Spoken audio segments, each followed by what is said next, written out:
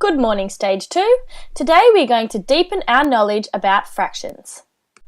What is a fraction? A fraction is a part of a whole or a part of a group. Let's recap on what we already know. We know how to recognise whole, halves, quarters and eighths.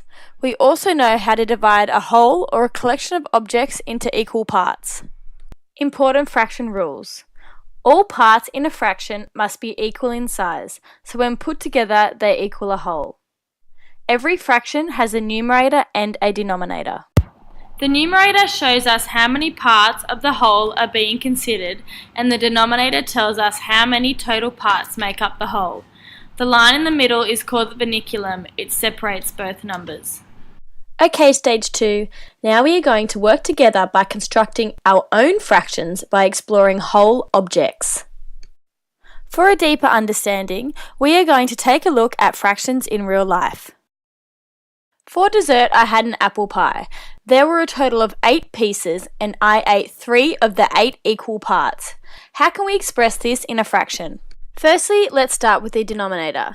How many total parts make up the whole apple pie? Count with me. 1, 2, 3, 4, 5, 6, 7, 8. 8 now becomes the number at the bottom of the fraction. 8 is our denominator. Let's look at the numerator. How many parts of the whole are being considered? Count the missing pieces with me. 1, 2, 3. And now 3 becomes the number on top of the fraction. 3 is our numerator. Well done, Stage 2. The numerator is the 3 and the denominator is the 8. I ate 3 out of the 8 pieces of apple pie. I ate 3/8. Before we have a look at another example, let's remember our little trick. The numerator never goes under the denominator, which is always down. I have cut my apple pie into 5 equal pieces. I ate 2 of the pieces. What fraction has been eaten?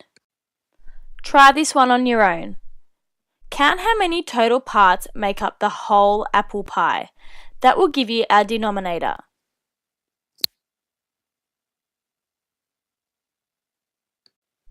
Excellent, Stage 2. There are 5. There are 5 equal pieces of apple pie. That reveals our denominator.